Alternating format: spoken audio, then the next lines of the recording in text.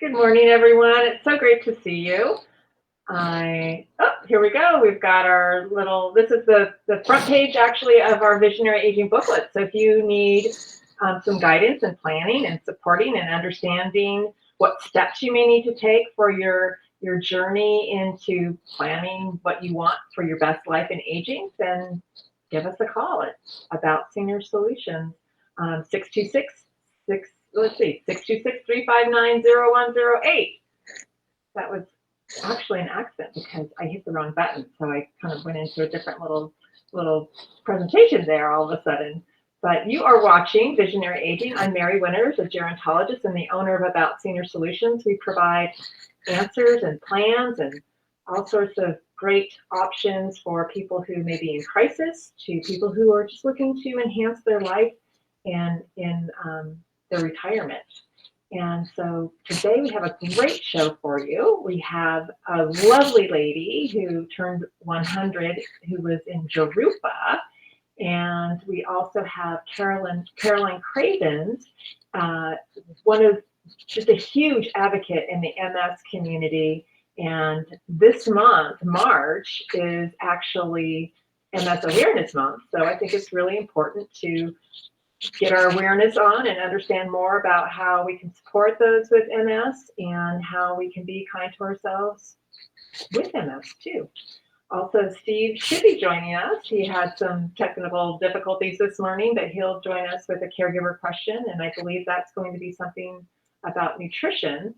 So we'll see what he has to present to us this morning. But let me go ahead and I am going to present to you Grace Fisher. She is 100 today, and let's see if we can get her to come on the screen.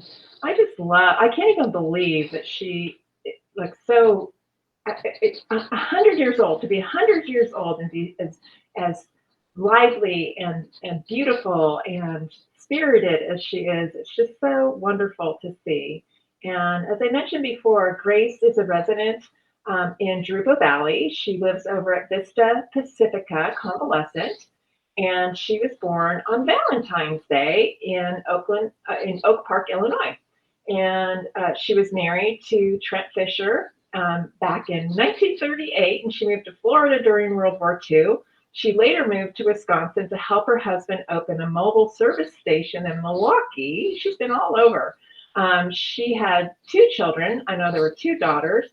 And they helped at the service station pumping gas and washing windshields. And her husband would concentrate on auto repairs and just a really neat family business that they organized.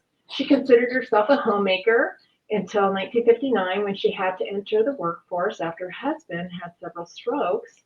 And, women can be very ingenious and we do what we can to help our families. I remember the same thing happened to my grandmother when my grandfather passed away when he was only 49 years old. They moved back to Illinois, and she later worked as a receptionist for Kaiser Aluminum in Illinois, and then she retired from there after 25 years. This is such an amazing life story.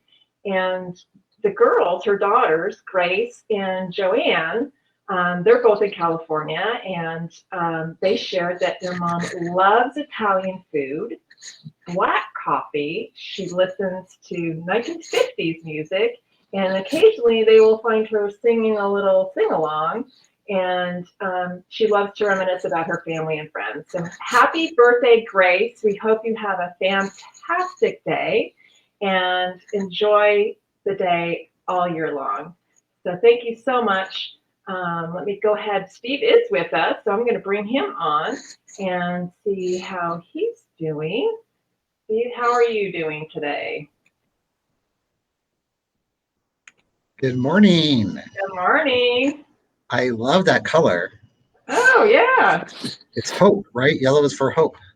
Is it? Is that what it stands for?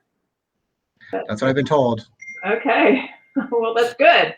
And we have Caroline Cravens on too. She's an MS advocate, and I think she's going to talk a lot about hope and diagnosis and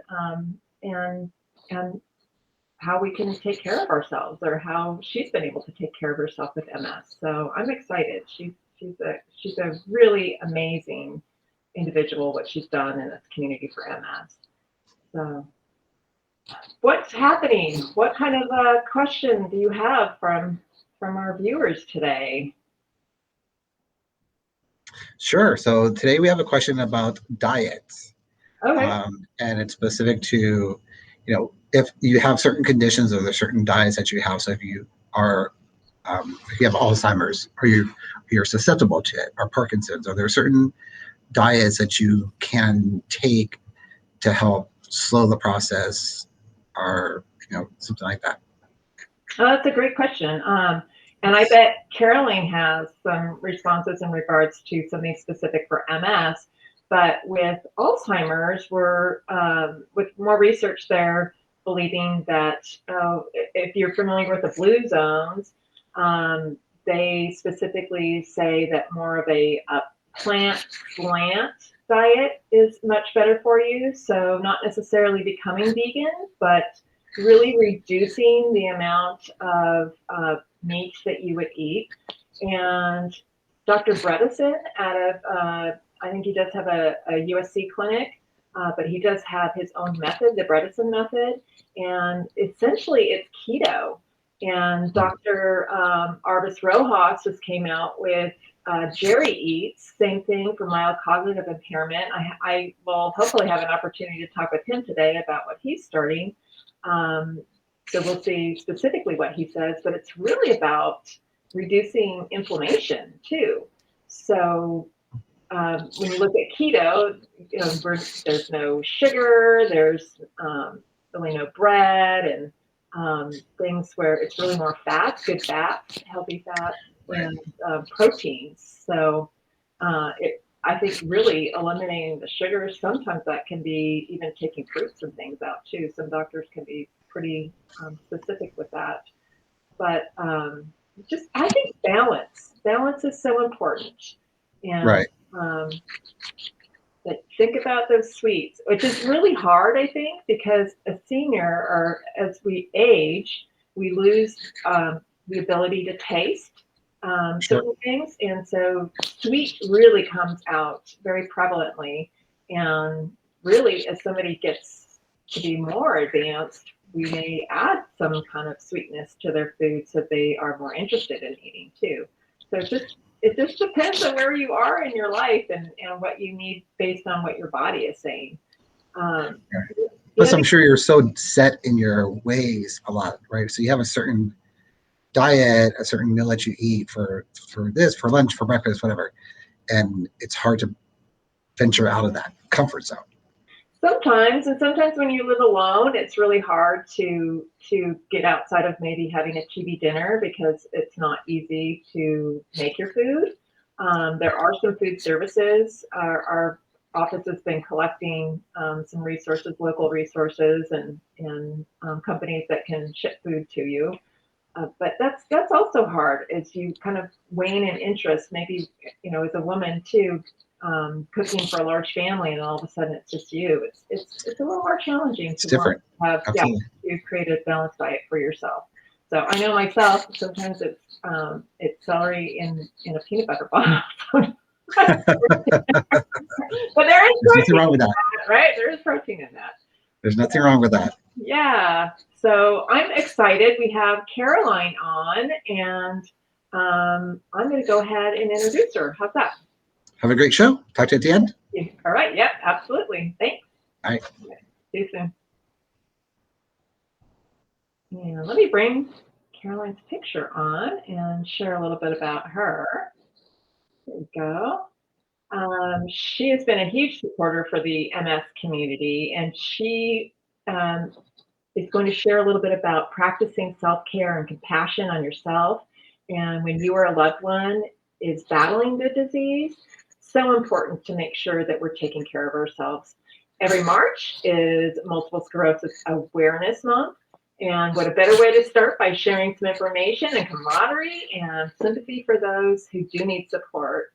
In 2001, she couldn't walk or see unassisted, and she completely lost hope. but today, despite everything that she's gone through, she's thriving. And I so much enjoy Caroline. We're in a group together, and it's so wonderful to have her leadership and be part of knowing her. Shortly after she was diagnosed, she was included in a 3-year double-blind study over at USC for a T-cell vaccine. During those 3 years, she couldn't take any disease-modifying treatments. They also call that DMT. And assuming the best, her focus shifted to more natural treatments. So she became a certified life coach and holistic nutrition educator. But the other thing that I think is so interesting, she can tell us a little bit more about whether she got the placebo or not, is that she went on despite what challenges were facing her. And she has a fantastic blog too. It's called Girl with MS, and it provides tons of information on how to live better with MS. And she posts regularly and presents a variety of research and articles and recipes and fantastic life hacks and resources.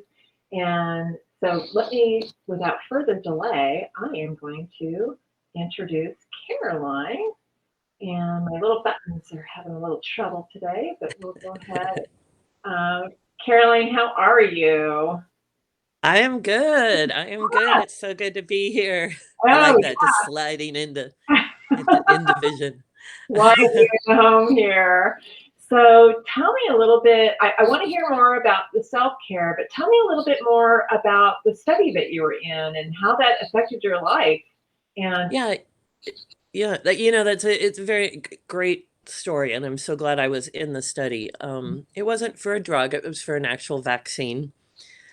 And because of it, like you said, I was not on a disease-modifying therapy or DMT, and I started learning a lot more about what I could do to help myself because I didn't know. I was scared, When I got sick, I was actually traveling across Guatemala with a bunch of friends, and it just hit me really hard.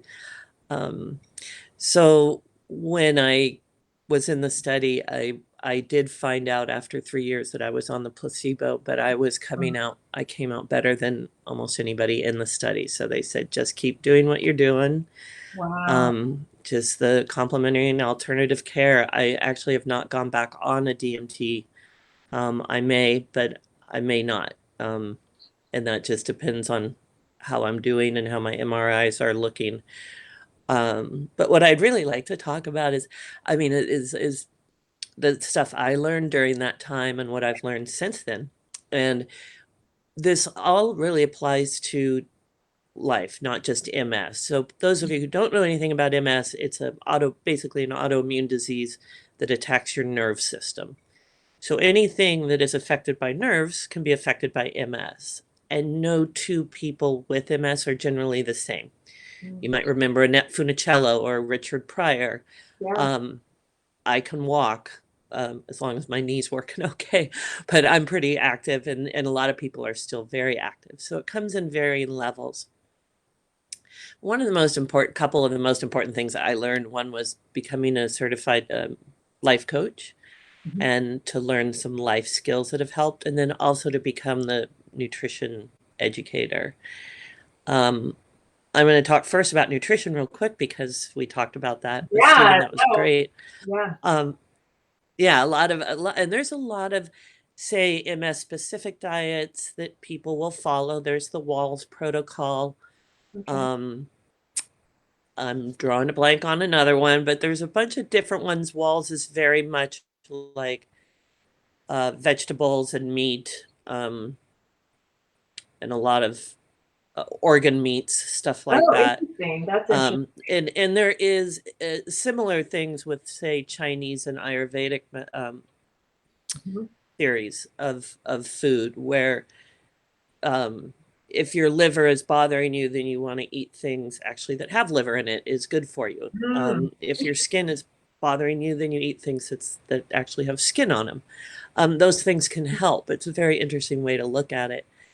But one of the most important things to remember for any healthy diet and for MS is, like you mentioned, keeping the inflammation down. Mhm. And that can cause so much. And well, like just some of the key parts that you mentioned, the sugar, um, sodium can be very bad. It can be bad for anybody, but especially with MS because of the nerves. Um, a lot of people go back and forth on um, vegetarian. Some people are vegan and they're fine with it. I'm a big cheese eater and I've always been a meat eater. I love cheese. Cheesehead. Yeah, I Some know. people won't eat cheese, but I know I'm like I tried to quit once. Yeah, I wasn't very nice. Uh, You weren't very so nice after you quit. It's like trying to stop smoking. Don't take Carolyn's cheese away. exactly right. Don't take my cheese away. You can take anything away, but don't take my cheese away.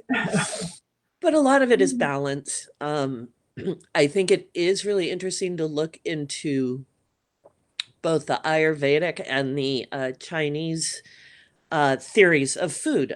Say, for instance, food has certain energies, and it might be a cooling energy or a warming energy. And people with MS say you're inflamed or you're a little warm that day, and we tend to run a little hot. We like to cool down that MS flame. So adzuki beans. I mean, who would know? But they're a little bit more cooling than, say, a black bean. And I mean, not Where that do one you was warming, but it's very interesting. You add a little ginger to warm things up. So if you're already warm, don't do the ginger. Go for a cooling spice, maybe dill or something. You know, it's very chicken is pretty neutral. I think red meat can be a little warming, and of course, everybody responds a little differently. I always find this interesting. If you eat sushi, you know, the eel, I think it's called unagi.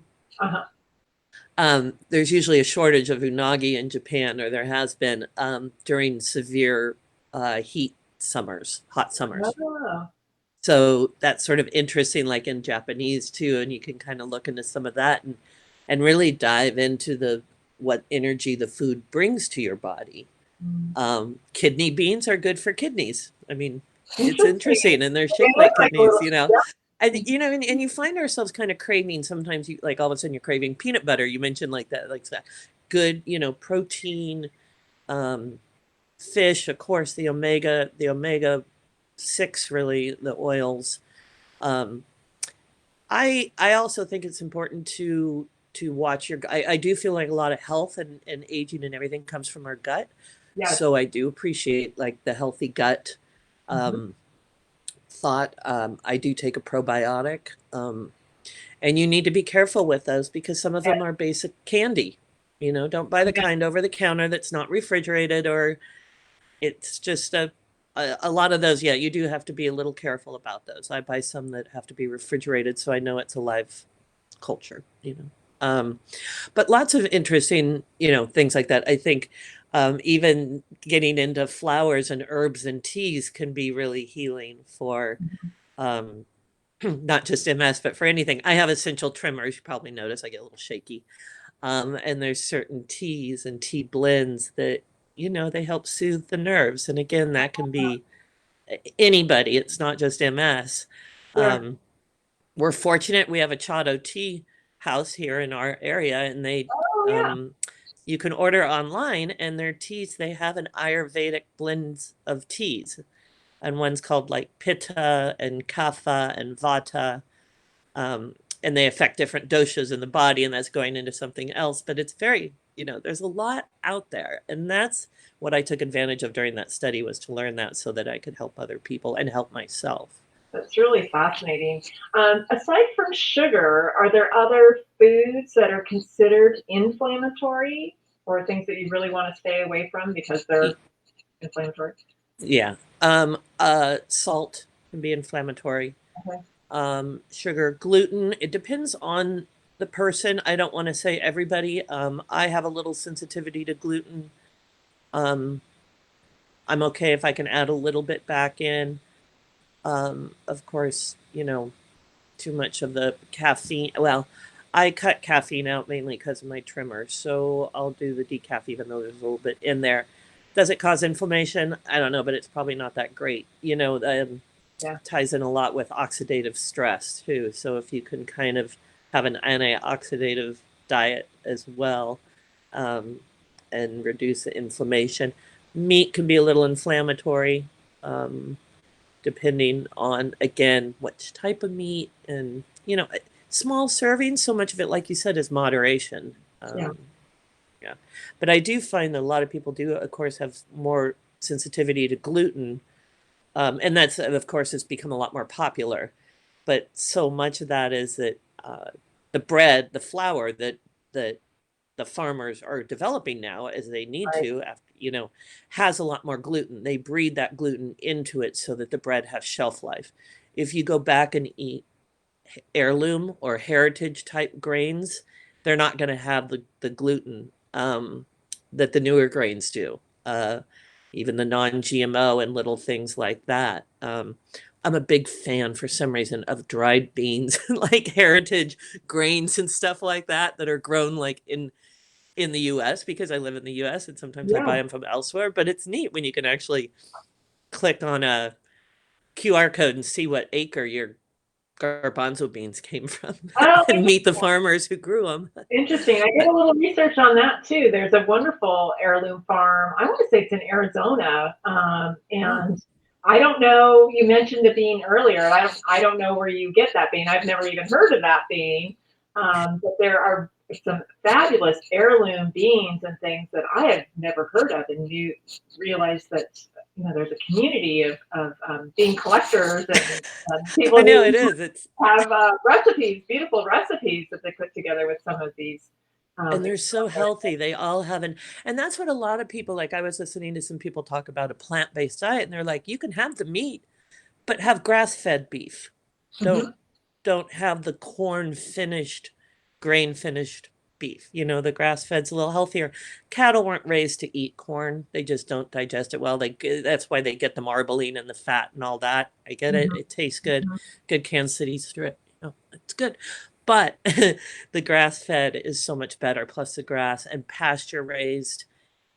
Anything pasture raised, just think about it. You got the vitamin D coming in, and it's a full cycle. They're eating the grass. We used to have chickens up at a place, and we bred them all out. They just were raised outside on our farm, our horse pastures, and the nutrients, they were so delicious, but you just Oh, yeah. could tell you were eating pure, clean food. Oh, true. We had Processed food. That's the big no-no. Processed food. Anything if it has to have a label on it, check that label, because and there are times that you have to, but that's where that's where so much stuff is hidden, sure, diet wise.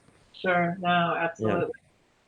Yeah, it's amazing. I know. Well, just even the farmers markets are a great place to pick up fresh, um, Yes. sometimes unique items to create a fun recipe with. Also, Well, and yeah. And it's grown locally. I mean, you think about it. Do you want your tomatoes grown? I mean, many of us live not too far from beautiful agricultural areas. And yeah, do you want support your local farmers and buy it there and complete that cycle? Or do sometimes we have to do what's easy. And I get it.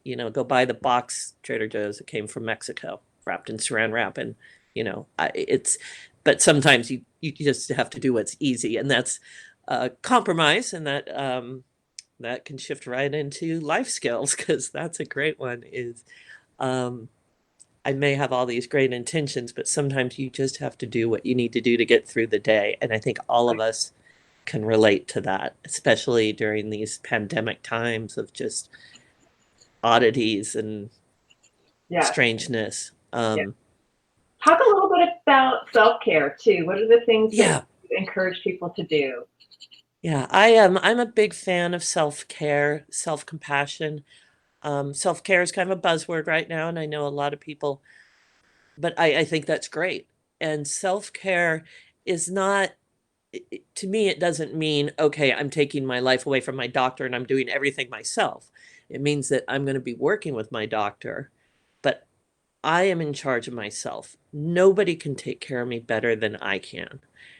They will help me, but I'm the one that knows what's going on. And it starts with this level of awareness that you start to build, um, and little life skills, little tips that can be so easy. Like in the morning, before you get up out of bed, before someone gives you a cup of coffee, get your own, have a glass of water, just clean, clear, room temperature water, no ice cubes, just, and take that moment to say, bless yourself, thank yourself for being there, cradle your heart in your arms, give yourself a little hug, compassion. Yeah. Even with family, these are lonely times, Mhm. and we need to be there for us. So self-care can be something as easy as just giving yourself a hug in the morning, letting yourself rest and just take a break. Um, Little 5-minute timeouts. People don't realize how important that is. With MS, we get a sensory overload. So, too much noise, too much movement, everything can send us over the edge. And I know that can happen with people with migraines and other conditions. Sometimes we just need to go into a quiet room, turn off the lights, lie down for 5 minutes or keep the light, whatever. Just be quiet, you know. And other little tips I've one that I've had to come is that I needed to create a do not disturb sign, and not that you get disturbed a lot, but sometimes it's that every time you're disturbed, every time you're asked a question, every time you're talked to, takes energy away from an already low energetic body because of an Sure. illness. And if you think of yourself like an iPhone battery, which is what I do because they die all the time, is Right. in the morning drinking my glass of water, put myself into low power mode. And then throughout that day, I have to think, okay, what apps do I have running on in the background that I need to shut off so that I don't, you know, get more fatigued during the day or get worn out.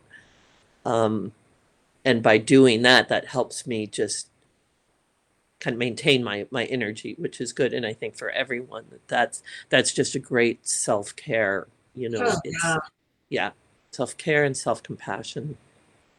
Give yourself a hug because I none of know. us, I know, right? 12 hugs a day. I know. I used to do that with my kids and say, Oh. um, kind of, I told them 8, but I think 12 sounds even better. I said, yeah, 8 hugs a day. And they're like, oh, mom, it's just because you want 8 hugs a day. I was like, yeah, you're right.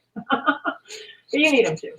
Oh, it's cute though, but yeah, and I think another important thing to talk about too, and this again, no matter what age, what illness, whatever we're dealing with too, is sometimes we just need to slow down, Mhm. literally slow down and stop and smell the roses.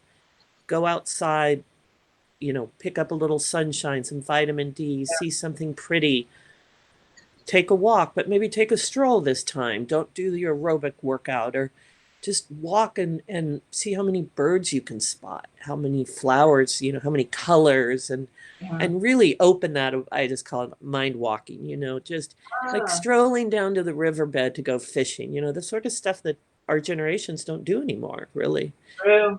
True. Unless you're out in the country, it's hard, and it's just be slow, watch the birds, let that nature come into you, and then find yourself kind of being grounded to the earth and up into the sky. And it's a beautiful feeling. It really is. It is. So tell me more about your blog and how people can reach out. I have the Yeah, scroll down below I here. know. I love that. I feel very important. I'm like, God, I'm You like on are. NBC. Check me You out. I got are. like a You floater are. going down there. Yeah, I can be reached across all platforms really. My blog is thegirlwithms.com or girlwithms.com, either one. Um, and on the blog, it's just got a lot of different information, stories, tips, tricks, and if there's a button called contact us, so just contact me. It sends me an email. I'm also on Facebook, the Girl with MS, and I'm on Instagram, Girl with MS, and Twitter, Girl with MS. Um, if you are on any of those, but uh, I work with a lot of doctors. I became a health journalist after I got sick. I Wow. became medically disabled and basically had to redesign my whole career and life. Mm. So part of that became a writer. And then I worked for Healthline. I did for the last few years.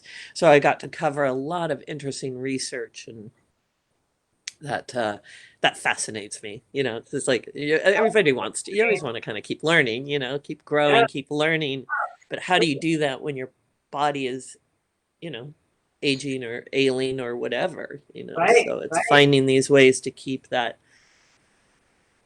growth curve going up while other things might be going down.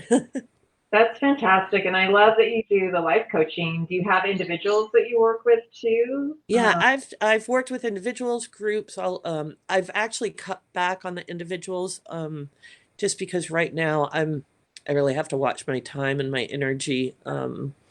But and I'm working on a book that we're getting closer and closer to publishing, which will be fun. I know, right? Finally. Sure, that's fantastic. Yeah. Well, I But appreciate all the work that you're doing in this community, and I'm so grateful that you're doing so well and have been such a phenomenal force and resource in this community. So thank you so much for being on, and will you come back when you finish your book? oh yeah, you bet. I'd love to. Thank you for having me. It's so great to be here. So Absolutely. great to see you too, Mary. Have a great weekend. Thanks so much. Thanks. You too.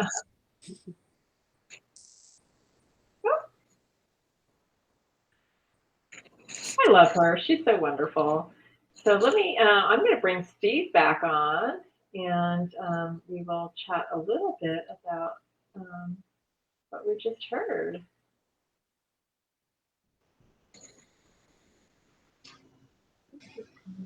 Takes a couple seconds. Oops, is he on? Or maybe I'm just on solo. Here we go. Oh, here, so you get to say hi to her. Three amigos. So yeah, isn't she phenomenal? I just adore her. I'm always just so impressed with your guest. They're just so they're just amazing, like good people.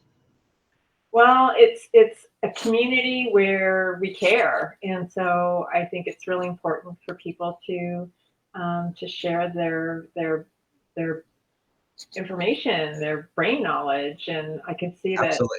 Suzette Peterson. Let's see, she said great information for the MS community. Thank you so much. And Seth, thank you for the comment, Seth.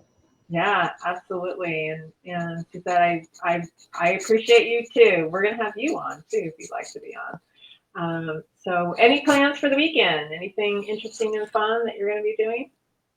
Well, as you know, I'm part of the Tournament of Roses, and we actually have a couple of tournament meetings. So we are marching forward, planning a parade and a game for 2022. Great. And we start this weekend. That sounds How about you? I am going to see my daughter. I've had both of my vaccines, and I have not seen my daughter or grandchildren for a while. So I'm looking forward to heading down to San Diego. Oh, excellent. Yeah. Safe travels. Yeah, thank you. So we still have Caroline's scroll down here, girlwithms.com. I highly recommend connecting with her on the information that she shared, and she's just a wealth of knowledge and support. I mean, that's the really big thing too. So It was nice to see her. She's so functional. I have a friend who has MS, and I'm really struggling with it at the moment. So yeah, it does affect everybody. I didn't realize it was so different for everyone, but I know that it can. Neither did I. The body versus the brain, and like you said, it's every nerve ending could be affected. So I could see how it could be so unique. Our nervous system is Right. tremendous. I mean, I don't even think we have begun to understand the nervous system as far as caring for it and repairing it and that sort of thing. So Right. anyway, Great show, Mary. thank you so much, and you have a great weekend. And you can go ahead and reach out to aboutseniorsolutions.com if you have any questions. So thanks so much, and thanks, Steve. See you another time. All right, and here we go. I'm going to go ahead and we'll say goodbye.